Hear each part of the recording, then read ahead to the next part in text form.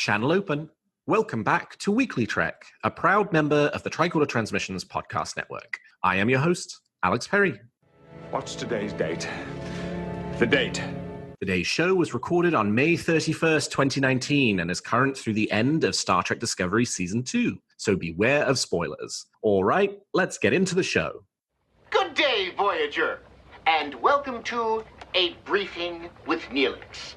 It's a catchy title, isn't it? WeeklyTrek is a 30-minute news show covering the biggest stories from the Star Trek franchise. We are in a new golden age of Star Trek. There are 5 television shows in production, possibly more on the way, and enough merchandise to fill the Bajoran wormhole. So stick with me, and I'll help you sort the facts from a lot of the Dominion propaganda that you'll find online.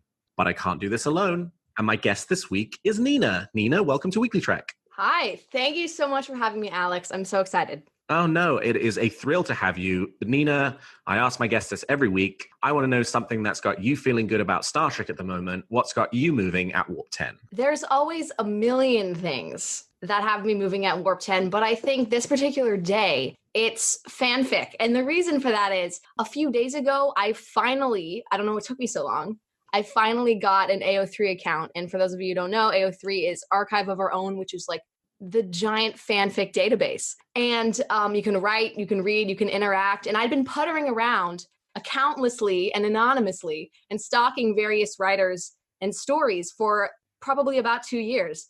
And finally, I just decided I'm going in. And so I got an account and that's got me hyped. It's something new. I feel like I'm getting into fandom. I'm immersing myself. I'm finally just going for it. And I want to spread that to everyone. Just be bold, like have fun, do what you want to do, be a part of things you want to be a part of.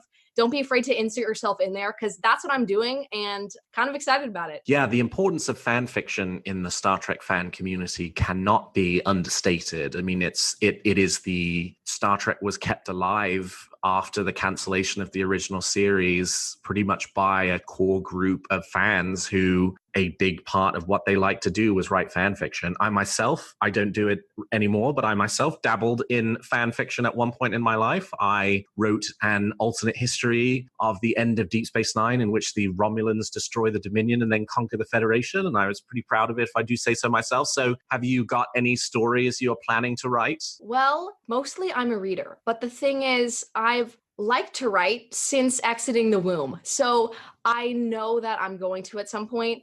And I have an idea floating around for a Milvia fic, which is the Michael Tilly ship name. And I guess stay tuned. If you're a reader, you can look at that tag. I'm gonna say it because I want to make sure I follow through with it. I really want to dabble in it, and I have something percolating, so we'll see. So my pick this week is something I have spent a lot of time thinking about over the last few days. If you are in any way connected to fandom of any shape or form, you will know that at Disneyland, they are opening Star Wars Galaxy's Edge. Actually, it just opened a couple of days ago, which is their new themed Star Wars land in which you are immersed into the universe of Star Wars. There's a ride in which you can ride the Millennium Falcon. All of the employees are in character as people from the Star Wars universe, and it's got me looking back wistfully on Star Trek The Experience, which was an attraction in Las Vegas at the then Las Vegas Hilton, which today, after I think 3 name changes, is now the Westgate, in which it was the same thing for Star Trek. It opened in 1998. It's very sadly closed in 2008. And it was the most spectacular place you could imagine. There was Quark's Bar. It was a fully working bar and restaurant. You had the Promenade, which had shops on it. What must have been the largest Star Trek merchandise shop in the world, because the thing was enormous and sold all kinds of merchandise. You had 2 rides: Star Trek The Next Generation Klingon Encounter, in which you were beamed on into the transporter room of the USS Enterprise, then led through to the bridge, at which point you were told that one of you was an ancestor of Captain Picard, and there were some Klingons trying to kill you, and so they had to get you back to Las Vegas in the 21st century, wherever you came from, and they put you on this motion simulator ride. And then Borg Invasion, which was a Voyager ride in which you got led through a bunch of corridors and the Borg are chasing you and there are Starfleet officers being assimilated. And then there's this, you're led into this big theater and it's this sort of 3D movie that also featured Admiral Janeway. It was a truly, truly fabulous attraction, and it is such a great shame that it's now been gone for 11 years. Nina, I'm guessing you probably are a little young to have visited Star Trek The Experience, but would you like to see a Star Trek theme park of the style that they're open now at Disneyland for Star Wars Galaxy's Edge? Yes, I am definitely a little young. I'm 16 and I got into Star Trek when I was 14. And I would love that an unspeakable amount. I really like amusement parks. I really like rides. I love all that stuff. But a Star Trek themed one would get me there so fast. I love like immersive experiences, especially when they're Star Trek related.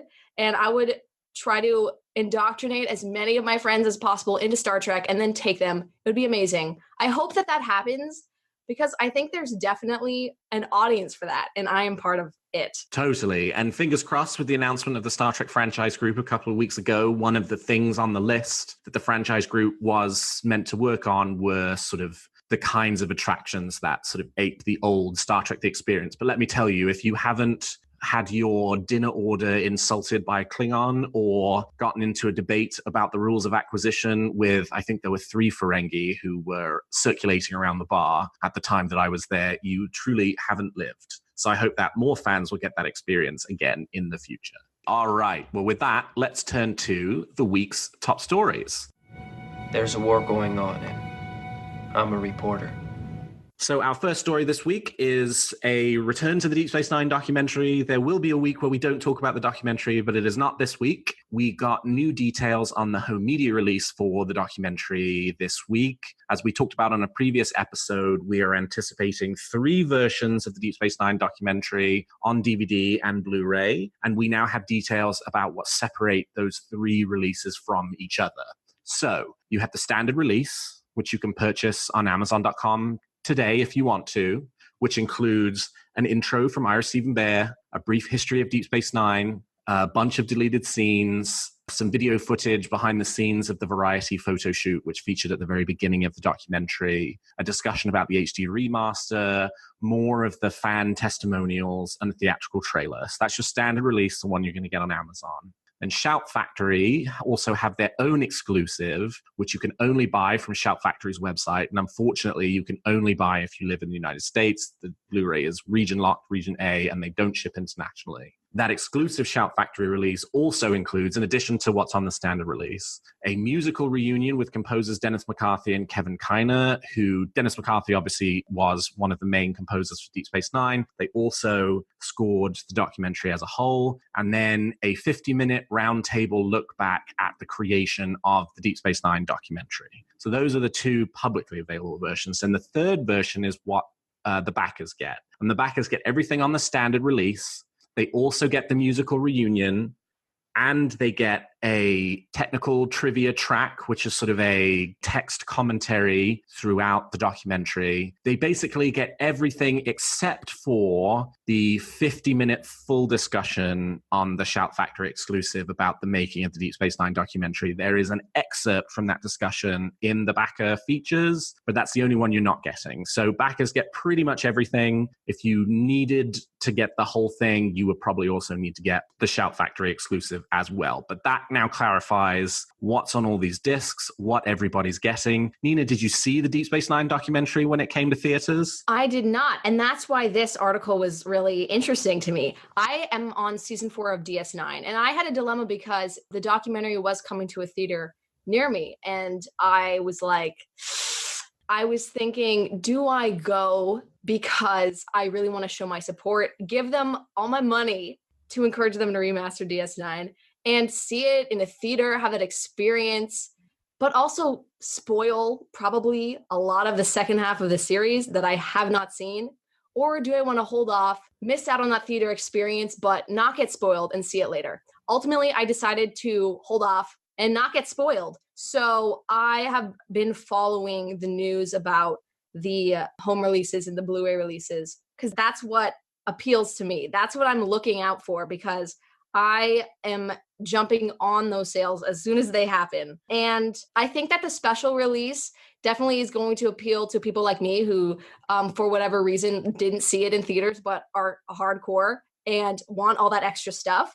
So I mean to be part of that 1,500. Well, good. And then you definitely made the right choice, because there are big spoilers for the show in the documentary and the way that the show ends. And it would be a really nice thing to watch after you watch the final episode. I'm glad I made the right decision. So grab that home media release, and whenever you hit stop on What You Leave Behind, then you can pick up with What We Left Behind, which is the documentary. It's going to be awesome. I'm going to have like a home showing. I'm going to get popcorn. It's going to be the whole 9 yards. All right. So turning away from the Deep Space Nine documentary to the Kelvin timeline, we had a very small, and I mean very small, story about Star Trek IV this week. The now, as far as we know, shelved release of the movie that was announced around the same time that Beyond came out, in which Chris Hemsworth was going to reprise his role as George Kirk, and that was going to be helmed by S.J. Clarkson, and ultimately didn't go anywhere and seemed like the project had been shelved. In an interview with Variety this week, Chris Hemsworth talked just very briefly about Star Trek IV and said that basically he turned down the sequel because he was not sold on the script that he saw. He said, "I didn't feel like we landed on a reason to revisit that yet. I didn't want to be underwhelmed by what I was going to bring to the table," which isn't all that inconsistent from what we had heard about the movie. It definitely seemed like there was a significant degree of reticence by Hemsworth and by Chris Pine in doing a fourth movie. What we had heard to date was that had a lot to do with money. This interview seems to indicate that there was also some creative reasons too, though, you know, if it was money, it's not like Chris Hemsworth's going to say in an interview, they weren't willing to pay me enough. But continues to be disappointing that that's not moving ahead. I guess we don't know really what's happening with this Quentin Tarantino movie. Nina, do you think Star Trek Beyond is the last we will get of the Kelvin timeline, or do you think there's any more to come? I think that there will probably be more to come in the future. Just, it seems like the safe hunch if I had to make a bet one way or the other. But I honestly don't mind if we don't get a Star Trek for another few years or for a long while, because I would much rather have a really good quality, well thought out Star Trek film a decade from now than a subpar and not fleshed out Star Trek film next year, you know? So I honestly don't mind right now with all these shows that are going to be coming at us. I think it's okay that Star Trek 4 is shelved. We have so much content that we're about to be pummeled with, and we can just focus on that. So I think that if Chris Hemsworth turned it down for creative reasons and was like, I just don't think this is good enough to commit to, then I really respect that. Because if it's not the best that it can be, you know what I'm trying to say. Yeah, no, I think you're right. We have a lot of Star Trek coming, and it's really hard to make a good Star Trek movie. Yeah, we've had 13 of them, and charitably, you could say that half of them are good. Yeah. Because Star Trek is a franchise that just works much better on television than it does at the cinema. And we have it back on television, and we have it back on television in a huge way. And because it's so difficult to make a Star Trek movie that is A, good, and B, is kind of set up to be both a critical and a box office success, particularly given the evolution of cinema over the last kind of 5-10 years that has pushed more towards bigger and bigger and bigger spectacles and blockbusters, that it requires a lot of time and effort into thinking about what a Star Trek movie should be, and that just pumping something out isn't good enough, because we know that we only have about a 50% success rate when that happens. Exactly. I don't think there's any reason to force it. I don't think they should rush it. I think if the time comes and the spark of creativity is there and it all comes together, then we're going to accept it with open arms. But they definitely shouldn't churn it out just to churn it out. Well, something that will have an influence on any future Star Trek movie will be the corporate future for CBS and Viacom, which owns the movie studio Paramount. So up until 2006, CBS and Viacom were one company, and in 2006, the two were separated. And as a result, CBS and Paramount Pictures were separated, and so was the Star Trek franchise. So as most people know, there are separate movie rights and TV rights, and CBS has the TV rights and Paramount has the movie rights. And that's partially why we have the Kelvin timeline and the Prime timeline.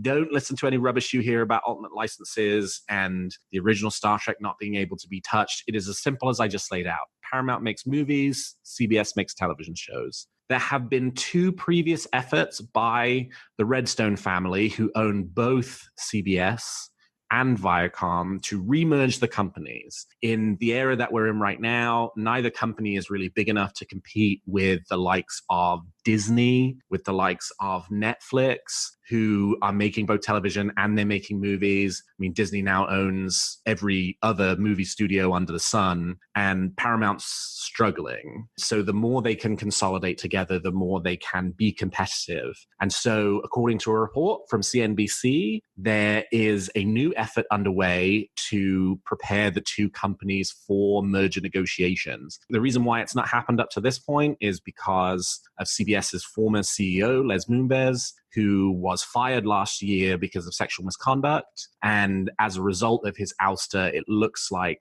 there are positive signs for a remerger of the 2 companies ahead and a total reunification, to use a Star Trek term, of the Star Trek intellectual property, and remerge TV and movies under one umbrella. That would allow for movies to be made based on TV content. Like, you could get a Discovery movie if CBS and Viacom were remerged. So, Nina, this is corporate politics, but it seems like it's corporate politics that actually has a big impact on the Star Trek franchise as a whole. What's your reaction? I mean, the whole reason behind these merging talks is not to unify Star Trek for us all. It's just because they want to get bigger. So that's not a selfless motive. But in my opinion, it doesn't matter if it gives us something good. I think that that's a really exciting prospect, and I hope they do merge, because I've read some articles about Star Trek related projects being shelved due to legal battles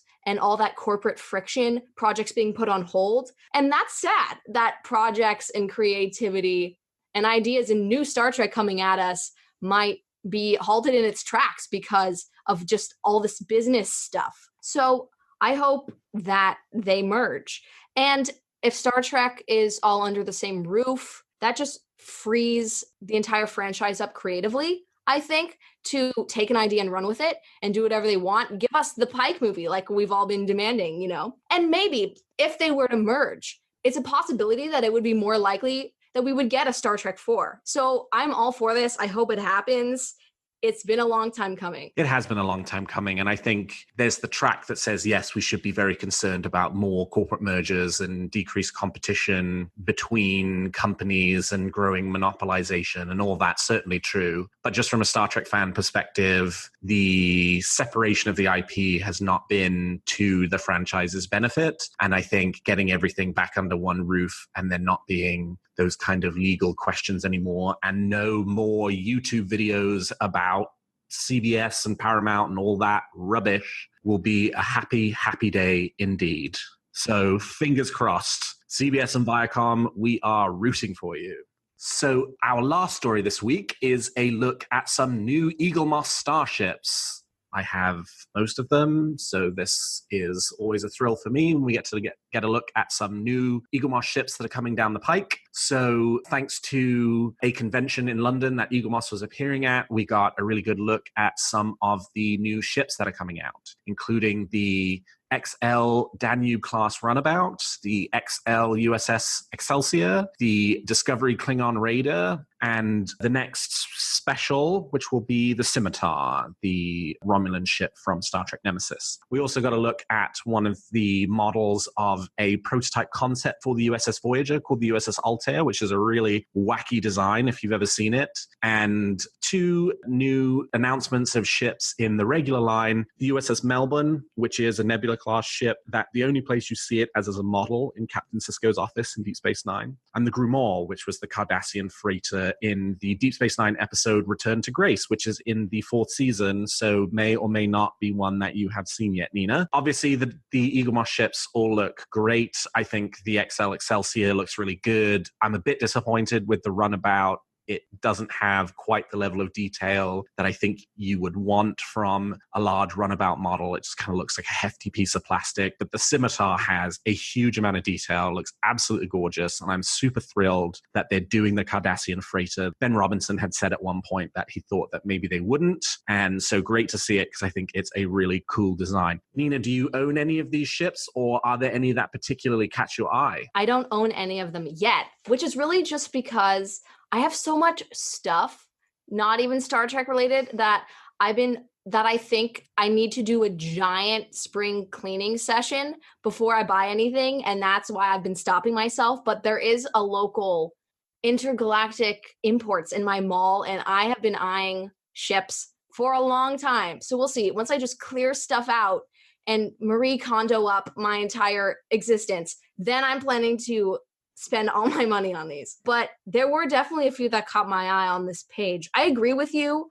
about the runabout. It's very boxy and bulky, kind of more like actiony and less architectural or artistic. That's the ship I would pick if I wanted to say to the world, I'm a nerd, and then put that on my desk. I think that's what I would go with. But I think the Excelsior looks so cool. It's like flat and sexy. It's got turquoise and blue and yellow lines, these really colorful details, and it would look fire on a desk. So I recommend that. I think the Klingon Raider is super cool. It's super eye-catching and threatening. It looks like an evil queen's throne or something. It's got these like gilded gold dragonfly wings that fan out all across the back. It's super cool. And I totally am on the same page with you on the scimitar because that one is cool. I hate Nemesis with the passion of 1,000 Fiery Suns, but this model almost redeems it for me. It's got this like meticulous texturing. It looks medieval, which I think is super awesome. And the symmetry, it looks like a bird mid-flight. And I don't think I would ever purchase it because anything Nemesis related would just mess up the feng shui of my room. But I am super into it. And I don't know why I sort of went into like a whole artistic analysis of these, but I'm not done. I'll do the Altair too. It's cool that that's the concept for what became Voyager later. And I think that if anyone's looking for something unique, I would go for this one because it's not canon, like it wasn't televised. And so that makes it a purchase that sticks out, I think. It's sharp, it's sleek, it's no nonsense. It looks mean. It looks like pointed. It will cut you like a needle. It's like, it's pointed at you. It looks like a stingray. So that's my take. If anybody wants me to analyze any more Star Trek models, I'm at Freckle on Twitter. Slide into my DMs, you know where. Yes, there are many things you can say about Star Trek Nemesis, and many people have, but that is a very pretty model. So I think it's one that I will have to pick up. And I totally hear you on the necessity of going all Marie Kondo on your belongings. I think that is something that is probably long overdue in my household as well. All right, well, we have talked about the facts, and now let's turn to the fun part. You make some very good points, Captain. But it's still all speculation and theory. So each week, I and my guests provide a wish and or a theory about the future of the Star Trek franchise. So Nina, let me hear your wish or theory and theory for this week. I have 3 wishes, and the last one is also a theory. So the first wish is for the Nickelodeon show, the kids show, because I'm a little conflicted about it. And this is why. I'm completely on board, because if there's anything that can be out there shown to the youngins and indoctrinate them into this fandom, then that needs to be out there. But also, I'm afraid that because they're making it specifically for a younger audience, that they're going to dumb it down a little bit. Star Trek has always appealed to kids, and kids have always watched it. Like people who share their stories, Trekkies who share their stories are always like, yeah, I've been watching since I was like 6, since I was 9, since I was 11, and they've been into it. And so even really mature, intellectual, sophisticated complex Star Trek has appealed to younger people. But now that they're making Star Trek specifically for younger people, I'm afraid that they're going to try to turn down some of the cerebralness of it all. And my wish, though this is kind of not really a positive wish and more of a negative wish, is that they do not do that. I'm just throwing that out there into the universe. Please, please do not dumb it down. Keep it sophisticated so Gen Z can grow up to be intellectuals. That's my first wish. My second wish is an absolutely ridiculous wish I just threw in because I thought this was funny, We all need a funny wish. I don't know. Wise quote. We all need a funny wish. Yeah, that's my Twitter bio now. My funny wish. And I know that there's an audience for this. Is, on YouTube, different channels will do these segments where they have celebrities on and the celebrities will read thirst tweets that were written about themselves. I need CBS to do a short trek that is entirely Anson Mount reading thirst tweets. If anyone from CBS is listening, get on that ASAP. I don't know what you're doing sitting here listening to me, a random 16-year-old. You need to go and make that next on your agenda. We need to see it. We need to have that. We will live on it. It will sustain us. And my third wish, which is also a theory because it's something I'm hoping for, but something I think will actually be fulfilled, is in honor of Pride Month, I'm hoping for some really solid LGBTQ arcs in Discovery because we know we have some characters that are members of the community, but also in the Section 31 show because we know that Mir Georgiou is canon confirmed bi or pan, that type of thing. I don't want to see any of the negative tropes associated with people of the community. I don't want to see any barrier gays or any villainizing bi women. I'm hoping that they take the characters that we love and give them really solid, good, healthy arcs, really good representation. And I really think they're going to pull through on this. I think they're finding their feet and just show us some normal relationships, like the Culber and Stamets brushing their teeth scene. I want them to be like the quote unquote regular relationship. And I think we're going to see it. So that's my hope that I'm projecting. Season 3, Discovery. I know you're going to do it. So I just want, in honor of Pride Month, some good arcs.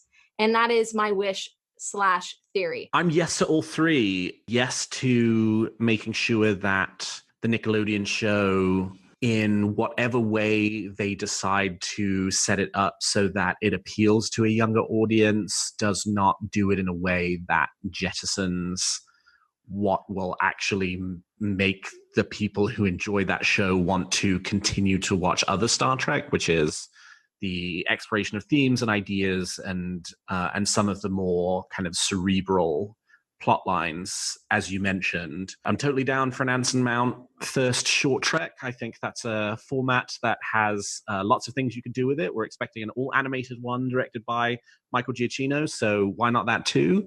And then, yeah, definitely to the third. Definitely, it felt like the Discovery Writers' Room has done a lot of learning about how to write those two characters of Stamets and Culber. And as we move into season 3 and we have gotten beyond the sort of story that they've been telling over the first 2 seasons, it'll be really interesting to see what the next story is for them. And I agree with you. I hope it's something that doesn't potentially rest on so many problematic elements. Yeah. And for Reno too, because I think that she's a phenomenal character and one of my favorites and really great representation, but her wife died and that's tragic. I hope that we get some LGBTQ plus arcs in Star Trek that have nothing to do with tragedy. And I have complete faith that we're going to see it. So my theory is a short one, which is there's been a story blowing up on Twitter and Facebook this week from a website whose name I don't even remember. They posted a story that they later took down, claiming that they had confirmed that Brent Spiner would be reprising his role of Data in Star Trek Picard. And my theory is, don't get your hopes up. First of all, who even knows who that website was? I'd never heard of them. No idea what their source was for that kind of claim. Clearly, they annoyed somebody because the story was later taken down and an apology was posted. But I've always felt like going all the way back to my very first episode of Weekly Trek in January, where Jim Morehouse was on, and he kind of laid odds for what he thought the odds were that the Next Generation stars would return. I think he had Brent Spiner probably right near the bottom of the list. And I do too, because Brent has expressed no interest in getting back into the makeup. And it would just be, I don't know. I think it's really unlikely. I think of all of the people that it possibly could be, some of the other actors are much, much higher on the list than Spiner would be. Now, don't get me wrong. I would absolutely love to see Brent Spiner playing Data or some version of Data in Star Trek Picard. I would absolutely love that. I would be thrilled to bits if I'm wrong, but I don't think he will be in the show. And that's what I'm prepared for. Yeah. In the same way that, like, I want to be wrong, but that's what I'm prepared for. And I think it would probably be wise for everybody listening to this to also be the same way and not get their hopes too much about a Data appearance in Star Trek Picard. Nina, what do you think? Yeah, I completely agree with that.